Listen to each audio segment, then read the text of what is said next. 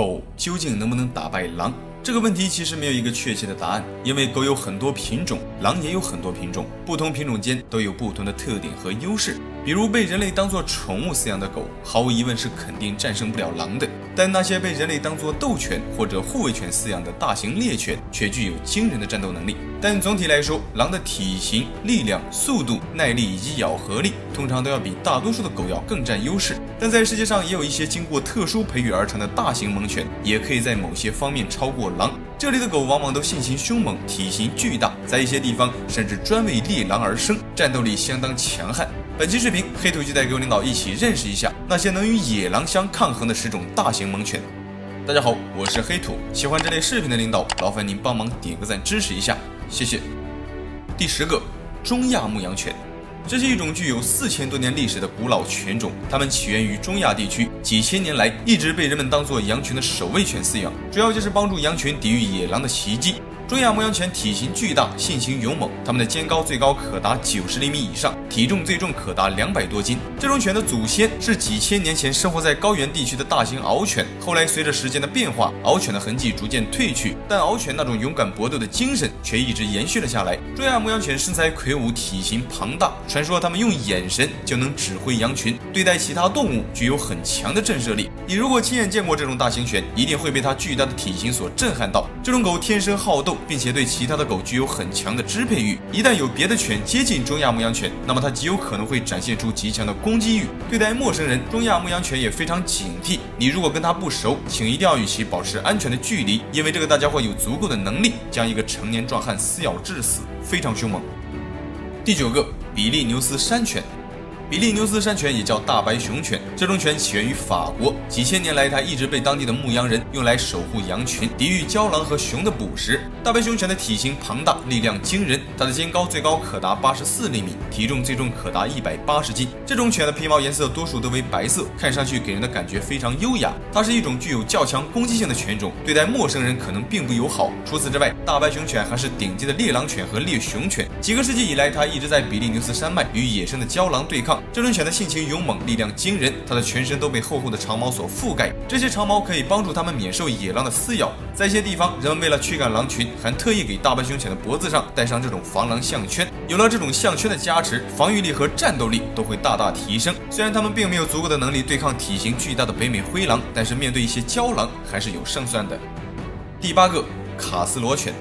这是一种来自意大利的大型獒犬，卡斯罗犬也叫意大利獒犬，它是一种非常古老的多用途工作犬。这种犬的肩高可达70厘米，体重可达100斤以上，它拥有非常强大的咬合力和非凡的勇气。这种狗性情勇猛，韧性十足，它具备非常优秀的耐力与打斗能力。在古罗马时期，卡斯罗曾经还在古罗马军队中服役，跟随军队到战场上厮杀，非常勇猛。这种狗非常聪明，也很容易训练，但唯一一点不好的就是脾气比较倔强。它们一旦发起攻击，往往都是血战到底，不死不休，直到将对方彻底制服才肯罢休。另外，之所以说它是一种多用途工作犬，是因为卡斯罗除了被人们用来打斗，还被用来狩猎野猪和其他野兽。它拥有足够的力量和勇气，不惧怕任何威胁，即便是野狼，它们也毫不畏惧，非常凶猛。第7个，库达犬。这是一种非常凶猛的大型猛犬，在当地人们将其称之为恶霸库达犬。这种犬的肩高可达1米以上，体重可达100斤以上，它的身材高大，肌肉发达，性格非常凶猛好斗，并且非常不易被驯服。这种狗主要都分布在巴基斯坦的西北部地区，在当地主要被人们用来从事各种斗犬活动。库达犬的身上一多半都是猛犬和斗牛梗的血统，因此导致它的性情异常凶猛，攻击欲望极强。体格子不强壮的人是根本控制不住这种大型猛犬的。另外，库达犬的咬合力也很强，它们可以轻易地咬碎骨头和撕裂其他动物的皮肉。如果1对1单挑的话，对付一些草原狼基本不在话下，但要换做北美灰狼就不行了。这里提醒一下，北美灰狼是世界上现存体型最大的狼，也是地球上最大的犬科动物。无论什么品种的狗都是无法与北美灰狼相抗衡的。第6个，南非獒。这是原产于南非的一种大型獒犬，这种狗体格子庞大，性情勇猛，善扑咬，爱打斗，对主人极其忠诚，是一种非常优秀的护卫犬。南非獒犬的肩高可达60厘米以上，体重最重可达160斤，它的骨骼粗壮，肌肉发达，攻击性极强。这种狗之前在南非地区主要帮助人类抵御狼、狮子和豹子这些野兽的侵害。南非獒拥有强大的咬合力，面对一些危险的野兽时，它们会表现出强烈的保护本能，有时候即便明知道打不过对方，也敢于对其发起攻击，目的就是为了保护自己的主人免受伤害。它是一种无所畏惧的猛犬，对待主人极其忠诚，但对待陌生人具有敌意，所以你如果与它不熟，千万不要盲目的靠近它。第5个，藏獒。在了解藏獒之前，我们首先要将平原地区的藏獒与高原地区的藏獒区分开，因为生活在高原地区的藏獒和生活在平原地区的藏獒两者的性情差异很大。真正的高原纯种藏獒实际上是极其凶猛的，而平原地区的藏獒由于生存环境不同，身体的各项机能也会有所差异。藏獒这种猛犬体型巨大，性情勇猛好斗，它是少数的一种野性尚存的犬种，领地意识很强。一头成年的纯种藏獒的肩高最高可达80厘米，体重最重可达150斤，它的咬合力更是高达500多斤。藏獒的战斗力很强，在西藏地区，它既可以单独狩猎，也可以像狮子那样群体协同狩猎。它们的狩猎对象小至老鼠，大至狼、豹子，甚至是熊这些大型野兽。在高原地区，白天人们通常会把藏獒拴起来，到了夜晚放开，任由它们自己去觅食。几千年下来，这种管理方式使得藏獒有了昼伏夜出的生活习性，慢慢的就导致它们在白天嗜睡，到了夜晚才会变得机警和兴奋。再有就是关于藏獒能不能打过狼这个问题，答案是可以的。一獒战3狼的传说也并非空穴来风，但前提要取决于什么品种的狼。还是那句话，如果是生活在北美的灰狼，藏獒肯定打不过，但要换作与其一同生活在高原地区的藏狼，那么藏獒还是有胜算的。第4个，爱尔兰猎狼犬。这是一种原产于爱尔兰的大型猎犬，它的肩高可达90厘米，体重可达100斤以上。从远处看上去，这种犬的身体修长，貌似并没有多强壮，但正是它修长的身材，才为自身提供了极佳的运动能力和速度，使其成为了一种高大的奔跑型猎犬。单从它的名字就不难看出，爱尔兰猎狼犬是一种专为猎狼而生的猎犬。这种狗外表温和，但在捕猎时却会表现得非常强悍且凶猛。在18世纪之前，它们经常被人们用来捕猎野狼以及野猪。后来随着当地的野狼数量减少，这种犬的数量也随之降低，几乎到了灭绝的边缘。到了19世纪，一名英国人用苏格兰猎鹿犬与爱尔兰猎狼犬进行混合改良，才使得这个品种保留下来，从而造就了今天我们所看到的猎狼犬。如今的猎狼犬早已失去了捕猎的本性，多数都被当作伴侣犬饲养。第3个，高加索牧羊犬。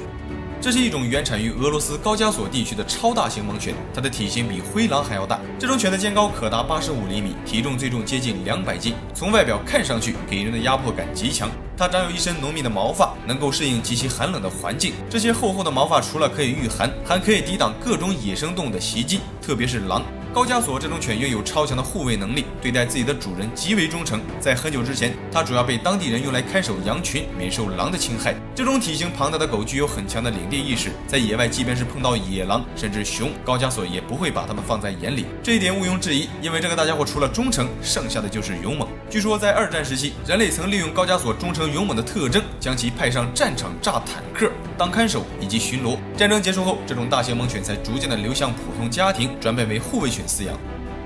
第2个，杜高犬。